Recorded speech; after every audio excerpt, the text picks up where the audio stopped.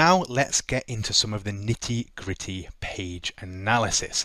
Now in Ahrefs, a list of the most important keywords to them, and we're going to just break down the 4 of these in a page-by-page analysis because each of these offer a different challenge, and I'd like to talk you through each of them. So the first keyword, oak furniture. This is the target page that they want to rank for, and you can see pretty standard category page, content at the top, some internal links that could be better and more obvious, but pretty standard stuff for an e-commerce category page. Right now, the first thing that we do on a page level analysis is look, is the page optimized to rank? And for that we use Surfer SEO.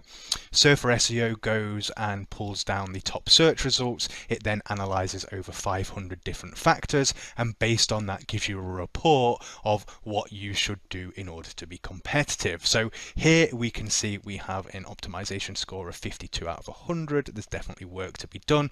We can click on audit and it will give us some specific recommendations of what we need to do. Now, different people interpret these audits in different ways, but the way we do it is the first thing we do is we scroll down to this word section and we take care of everything here first. In this instance, it's explaining that we should remove words from the page, which kind of counterintuitive, right? Usually SEOs tell you want bigger, better, more word count, right? But that isn't really true.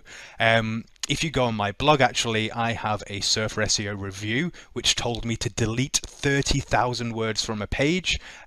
Yeah, and I deleted them, and then I got the #1 position the next day. So take a look at that. The video is great, that steps you through all of that. But in this specific example, for the oak furniture keyword, it's saying that we have to remove up to 500 words from our body. We need to remove some things from bold tags. We need to add some stuff into headers. Now, this is the first thing that we do. We fix all of these word issues, then we come up here, press the refresh button. Next, we want to fix all of the true density issues. These are terms that the algorithm are expecting to see, and it shows you how your competitors are using those terms in comparison to you. So, for example, solid oak furniture. Solid oak furniture is used by nearly every competitor, but not used a single time on our page. And if you're talking about oak furniture, you would expect phrases like solid oak furniture to appear, and it doesn't. Solid wood furniture, NLP. NLP is Google's natural language processing engine, and you can feed it a term and it will spit out what it says are relevant terms. So when you see this NLP tag, this is Google's NLP engine telling us it's relevant, and we can see here we're using that term exactly 0 times. So we work through the true density report, we fix all of the phrases so that they say all good, and then once done, we refresh the report again, and then continue here. We have all true density taken care of, we have word count taken care of, and then we fix all of these other issues here. It's a paint by numbers optimization on the page level, right, for your specific keyword in your specific country. So that's what we do first. Once we've done that, then in this specific example, oak furniture itself is highly competitive. We can see this has a high keyword difficulty score. So in this specific example, we are going to be looking to add internal links to that oak furniture page. So we can just do the cite command, we can do the thing for oak here, and then just open these pages and add internal links using exact match anchor text for oak furniture where possible and it makes sense to do so. So content optimization with Surfer SEO, internal linking with this kind of search, and then we just need to figure out things from a backlink perspective. So right now we can see that our ranking kind of way down here in position 17, they're DR26 with 31 linking domains, but we can see up here there's a DR23 with 270 domains, but there's a DR6 with 89, a DR18 with 44. So let's take a look at some of those. A DR18 with 44 domains pointing to it. and we want to filter by do follow. So of the 44, only 13 are do follow, and most of these are relatively low powered links. So there isn't actually that much of a strong backlink profile powering this specific result. So you can dig into these SERP overviews here and look based on DR where you kind of fit into things. So this DR23, they got 270 linking domains. Let's see how competitive that is. We can see that most of these are spam just by looking at the domains, but how many are do follow? 118 are do follow, and they've got a good mix of authoritative domains here, but in my opinion a lot of these are irrelevant just looking at off the surface here. So in this example for Oak Furniture, along with the content optimization, along with the internal linking, I think that they could compete if they built 4 to 6 kind of good links per month for the next 3 months. If they were to follow that kind of link building strategy, they would see significant traction in the Oak Furniture search results, especially when you layer up the content optimization and indexing as well. So the next keyword, grey painted furniture. Now this one presents its own unique challenge. Again, category page. This is but it's lacking the content underneath like we had on the Oak page. But the client tells me this is a page that they want to rank. The problem is this isn't actually the page that's ranking. It's a different page here, right? So they are intending that I rank that page, but what's actually ranking in number 6 is this subcategory page.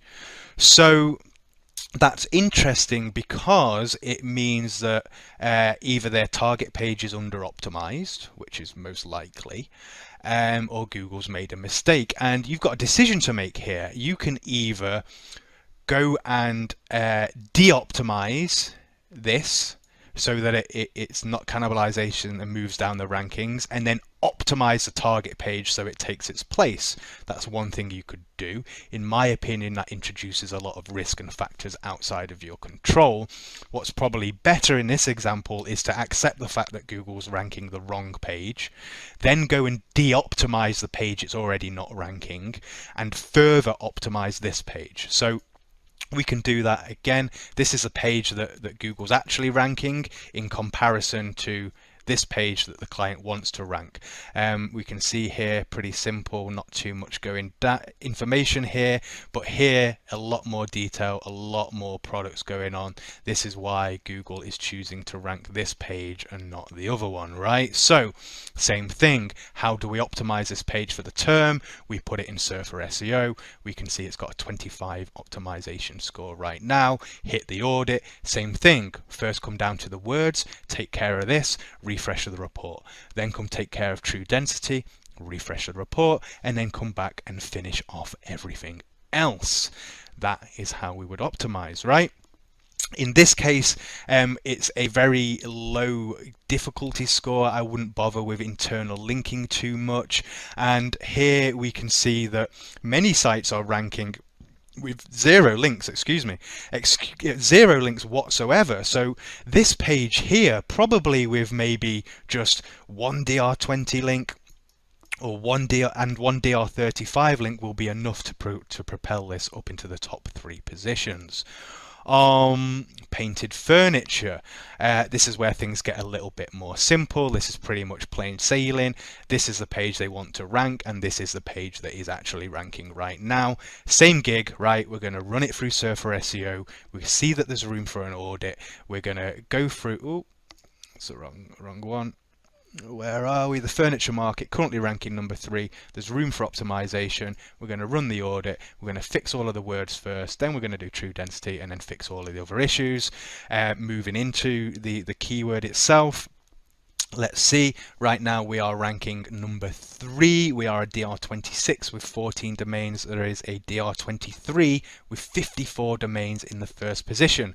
Let's take a little closer look at those 54 domains, and I am simplifying this, but this is how you get a good top-down look to get a rough idea of how many links you need to compete. So of the 54 links, only 24 are do follow, which is what we want to pay attention to. Sort those by authority, bt.com. I imagine that's an easy link to go and replicate and win. It's just a directory listing, not a very powerful link in my opinion, but not really that strong of a link profile. A lot of directory based stuff here, so we can easily give this search result a bit of a spanking. And in my notes here, I think that if we attacked it with 4 to 6 good links, that would bring us up into the number 1 position from number 3. Again, another example, mirrored furniture, similar story here, right? In this example, where they could benefit is by adding text up to the top here. You saw in the other pages, they all had this at the top. In mirrored furniture, we do not have that. We're very weak on word count. Moving into Surfer SEO, let's find our result here. Probably should have prepared that. Coming in number 14 right now, pretty weak optimization score. At least it's a right page despite not having much content. Come into the audit, and interestingly, Surf is telling us that we don't need additional words in the body, but we do need some extra words in paragraphs. So a little bit weak on the word count. We can add a couple of paragraphs at the top and take care of that. Get all of this green first, then come refresh a report, take care of the true density phrases, ignore words and numbers, just the phrases, get all of those all good, and then fix everything else. Same gig, right? It's paint by numbers. Surfer we also use for creating content as well, not just auditing existing content. We also use the content editor up here to create content that's perfectly optimized the first time, right? So let's take a look at things from a backlink perspective. Very easy keyword difficulty here. And where are we? We're here, number 15, 9 domains, but let's take a little look at what those 9 referring domains are. Of those 9 are no follow, so we're essentially at 0 linking domains, and that means we've got a little bit of work to do when it comes to link building. Let's wait for this to load up again. My bad for doing it the way that I did it there. Okay. So their furniture market, DR26, essentially 0. Let's take a look at the top spots. We've got a DR6, basically a brand new site, ranking number 3. With 14 domains. How many of those are do follow and actually worth anything? Okay, 13 of the 14 are do follow. So we can see that this site is competing very much on the page level metrics rather than the domain level authority. So that tells me that if we are to build just 3 or 4 good links to our DR26 result, we're going to see significant traction here. So you can just come and order something like this, and that will take care of it. Sorry, 3 or 4 good links would do it, in fact, and that will take care of it, right? So these are the most important keywords and pages to the client, and you can see how we step through and do page level optimization. Oak furniture, because it's more difficult, I recommend adding some additional internal links to it, optimizing with Surfer, and then the link building. Mirrored furniture, grey painted furniture, we had the conflicting pages. We need to either optimize or de-optimize one and pick which of the 2 strategies that we go for there. I would recommend de-optimizing the wrong page that doesn't already rank, and then optimizing the page that's already ranking there on the first page, right?